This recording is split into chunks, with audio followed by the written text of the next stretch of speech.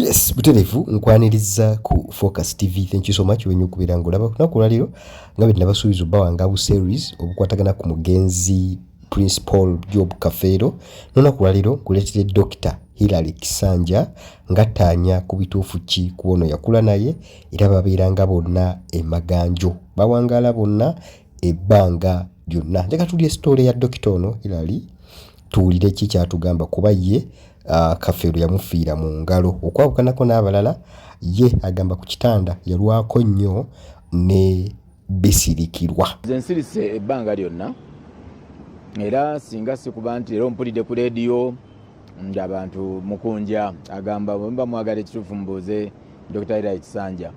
Mpulidde Mwami Mandeevu omukuza munnange bwe twasigaza abaana abo abana nga naye agamba bintu byonna Dr. Hilary yabirina lobina bisirikirwa agamba buli kimu omusajja yatambula ne president ya China. Ekyakiŋŋaanyo okuvaayo okwogera mu bintu bino nga ndaba nti abantu babuukira nnyo erinnya lya Paulo Kafeero. Ekyamazima okuviira ddala mu kufa kwa Kafeero amawulire gakola kinene nnyo okubeera nga gapotrayinga ekifaananyi ekibi okusinga ekirungi. Ng'ekifaananyi bakipotrayingira mu bakazi, mu mwenge ne mu baana.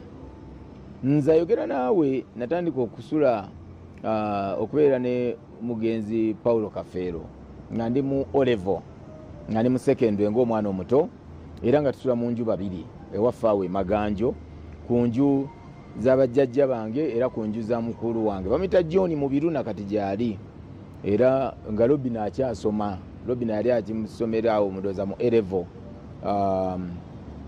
awo ekatende ng'akyasoma naye nga ajjawo ng'omuwala akwanibwa najja nga nze nsula ne bbaawe. N'olwekyo mmanyi bingi nnyo ng'omuntu eyalabiriranga Paulo eyamanyanga kyanaalya eyamanyanga kyanaayambala eyamanyanga kyanaanywa oba kabbiya mu fridge mwekali oba tekaliimu. Naye mu kufa olw'okuba yali walinnya nnyo era we namanyira nti Kafeero bwe yafa we namanyira nti ate yali walinnya n'okusinga kye nali mumanyi nti amawulire gawandiika ebintu bingi nnyo nnyo nnyo ebituufu n'ebikyamu.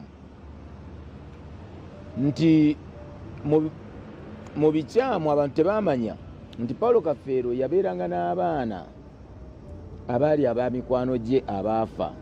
Waliwo abaana era nabo nabeera nabo nga maze okufa beeyo ekawumu eyo nga ku faamu ya president aba balijidde oyo gwagamba balijidde naamulabako mundeeba yayimba oluyimba olwo. Abaana be Paulo Kafeero yali abalabirira. Paulo yalina abaana b'akasozi be yalabiriranga. Paulo yalina abaana ba minywanyi gye basudde. Nzijukira ne mukyala basudde yajjanga n'anoona fees n'abaana ne bajja ne babeerawo ewaka. Naye mu kufa omwana yenna yali abeera ne Kafeero gwe yalinako akakwate baamumuwa nti gwe. Naye nze n'abokuntu b'okumaganjo ate abantu tebandikoze nga mwe bannamawulire mwandigenze ku maganjo nikwe yawangaalira okuva wali ewa Lunnuma we yasulanga nadda wano ku nju za mukulu wange baba John we twasulanga nadda emawu gye twagenda gye bagamba Sala Birungi gye yafiira kubanga zonna enju nze nali nzirabirira. Ne babuza abantu b'okumaganjo naye muno mwalabako abakazi bameka. Omuntu gwe bagamba nti yalina abakazi bangi sibagamba nti ku maganjo emyaka kwe yawangaalira bagamba nti balabako abakazi abasukka ababiri omanya nti oyo mulogo era mulimba. Emaganjo bamanyi Robina Bisirikirwa bamanyi mwana wa muzungu. Nga Robina Bisirikirwa yabeera we twali tukyali ku muzigo wano emaganjo opposite Misawuli ewa mukulu John Mubiru then n'amala ne tudde mawu era ku maganjo. Naye bwe bagamba nti okwo yawasizaako omukazi omulala obwo yaba mulimba. Paulo olwokuba nti omufu oba ofudde oba teweeyogerera abantu b'okumaganjo bandimujulidde yali omusajja ayagalwa abantu ku kyalo nga ne mukyala we ayagalwa abantu era nga baweebwa ekitiibwa. Omusajja ow'empisa omukakkamu omugonvu omuntu omuwombeefu gw'oyigirako. Ffe empisa embi oba ennungi ze tulina ndowooza zimu twaziyigira ku Paulo Kafeero nga nze gwe yakulya mu mikono gye. Naye abantu bajja ne balimba ne bagamba ffe tumanyi Kafeero ffe tukukola bwe tuti neyamwolezanga engoye agamba amanyi Kafeero. Tuyina kati abantu abandi badde bamanyi Kafeero. Tulina omukyala yalinga akola awo Robina oyo Bisirikirwa amumanyi, maama Nabukalu awe Maganjo, nga yatukolera emirimu awo, yayoza engoye, yakola ki, nga babeera yasimula ennyumba, be bafumba. Abo abantu bandi badde bamanyi nnyo Kafeero kuba bamanyanga kyalidde. Naye omuntu gwe yaguliranga embizi agamba amanyi Kafeero, gwe yaguliranga walagi agamba amanyi Kafeero. Ne bamaneja nalabye ne bamaneja abamu abamubba n'abagoba nga bawukanye emyaka nga 10 ng'afudde, nabo bagamba baali bamumanyi nnyo. Nojja n'olaba n'omuntu eyali oba abeerawa gwe yalinga ayamba obuyambi naye ayogera nti amumanyi. Pawulo omuntu we bandibadde babuuza bandibuuziza abantu be yasulanga nabo be yawangaala nabo. Nze olumu bagenda ne bagamba nti mpotereza Robina Bisirikirwa. Yes, abakazi bemmanyi yali Robina n'omwana w'omuzungu abaali mu maka. Naye abakazi abalala bajjanga ng'abawala bwe bajjanga ng'abakazi bwe bajja ne bamusanga mu bidongo n'agamba oyo muweeyo ssente. Nakubira zino ssente zitwalire omukazi oli owawali. N'agamba n'akutuma genda oyo mugulira awo ebintu obimuwe. Nga tebazze mu maka. Naye nga bamusanze wali wabeeranga ekivvulu. Kati omukazi gw'osanga ewali ebivvulu, Yesu omanyi ono girlfriend oba mukyala wa muganda wange oba wa mukwano gwange, ne tuyinza kwawula nti bonna ddala baba bakazi be. Okuganza kyanjawulo n'omuntu okuba mukyala we kyanjawulo. Naye nti olw'okuba nti omuntu oba ofudde oba tosobola kuba nti weeyogerera, abantu buli omu ayogedde kiki. Abantu balibuuza Simon Dede yavuga Kafeero for over ndowooza 20 years oba 15 years nga idriver we. Simon Dede oyo tuwangadde naye okuva nga nkyasoma ng'avuga Kafeero. Kina Samuwanga akolamu MTN. Nze bwe ntandika okukula nembeera independent, natandika nze okukola amaka gange nenzimba akayumba kange Maganja, abo ku Maganja bakamanyi. Ne mukwasa muganda nga bamita Samuwanga n'agenda nabanga asobola okukola ki ng'asobola okubeera naye. So mukyo kitegeeza nti omuntu gw'obadde osobola naye mu kisenge ng'obeera naye aba asobola okubeera nti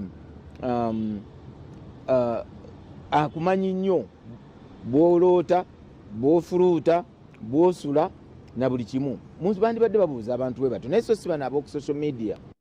Kafeero, Principal Job Kafeero, nti ndowooza azuukidde gwakubiri ng'ennyimba ze.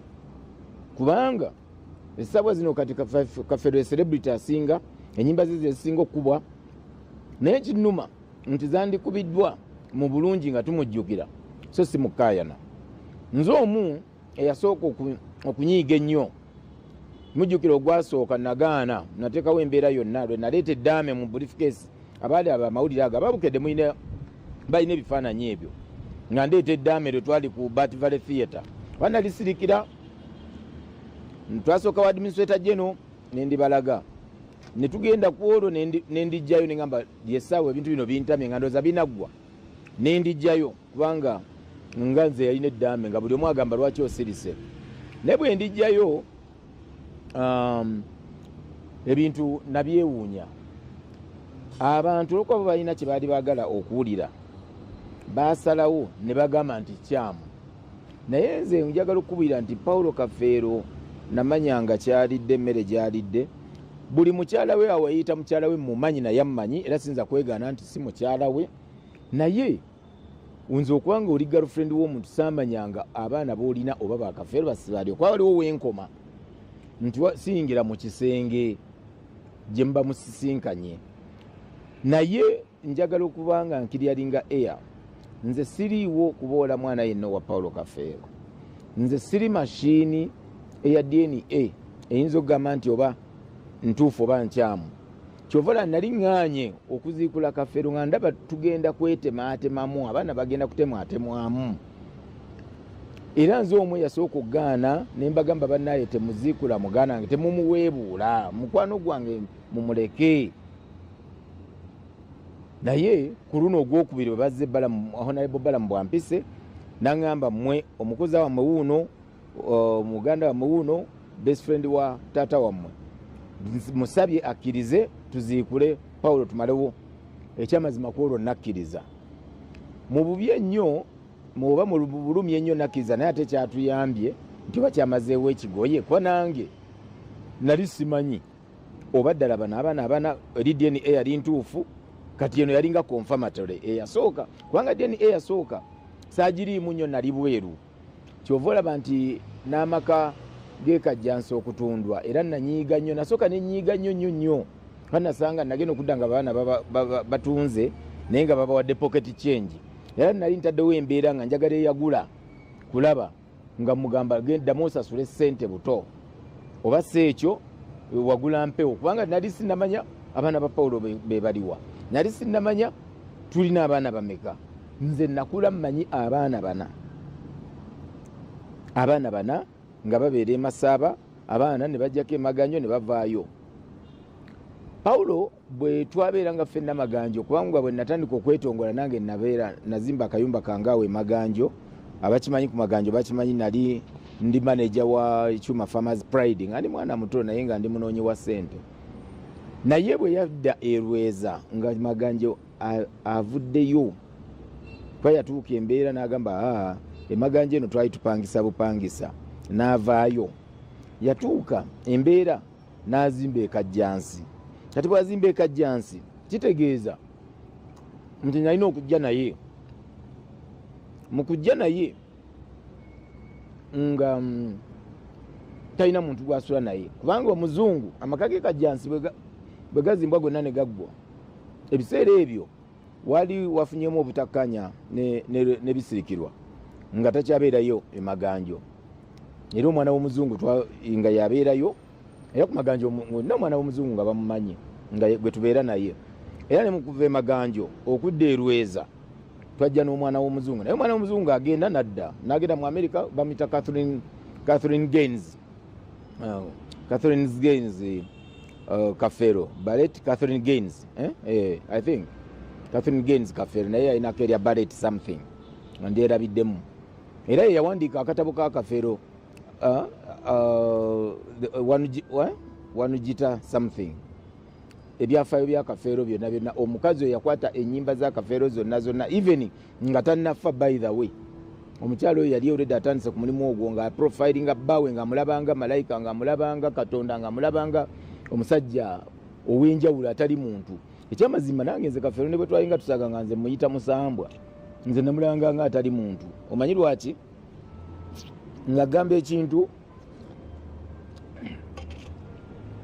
nekituukirira ngagamba Junior nze bampitanga Junior ebiseera ebyo kyovola bampita Junior Kisanja ngagamba Junior ekintu kino nno kijja kuba bwe kiti ne kibeerawo bwe natandika slogan y'Ekisanja mu 2001 ndowooza nali mu vacation 2001 bwe ntandika slogan y'Ekisanja Paulo Kafero ye yampa slogan eyo namubuuza nti omuntu omwongerayo ttaamu bakiyita batya naŋŋamba ngeri yali amanyi ennyo Oluganda nga mukugu mu Luganda naŋŋamba nti ekyo bakiyita Ekisanja naŋŋamba nti edda bataata baawasanga abakyala nga 4-5 naye nga buli mukazi bunaku ayinaawo olunaku olulwe naye bwe yalinga ayagala ddoozi omwongerayoko ng'oba omuzannyo gwanyumye ng'amwongerayo ennaku ng'aba amwongerayo Ekisanja naŋŋamba nti omuntu okumwongerayo ttaamu ekyo kiba Kisanja yeyanjigiriza kyovola 2001 najja n'essanja n'ensiba abantu essanja nga ndi mwana muto era nze emmotoka yange yasooka Volkswagen abo ku Maganjo Kawempe bonna bwayise bagimanyi nagigula 2001 nga ntunda ssanja kyovola bampita Dr. Hilary Kisanja erinnya lyakula ne lifuka part of me. Buli omu mu bulamu alina ennaku ez'ekijjukizo kati nno Focus TV yange bazze okufuula ennaku zo ez'ebyafaayo bakwata vidiyo n'okkuba ebifaananyi ku mikolo gamba ng'okwanjula embaga graduations okukyala bano nno tebakoma okwo aba Focus Group yange bakubuka mu kutimba bakola keeki wamu ne juice omuwoomu nga kuno bagattako okukola graphics ne branding ow'ekitongole kampuni oba bizinensi yo era basange ku kitebe kyabwe ekikulu e Kampala ku Jesco Plaza oba basange ku ofisi zaabwe awo ku Focus House Mutuba ne ku ofisi zaabwe empya Kiboga mu Town Council ku 2nd Street okuliraana Smarton Hotel. ebisingawo bakubire ku ssimu zaabwe 0757 133 162 oba 0789 020 806. Gwaliko Facebook ne Instagram kebera Focus Group yange ate ku YouTube beba Focus TV yange.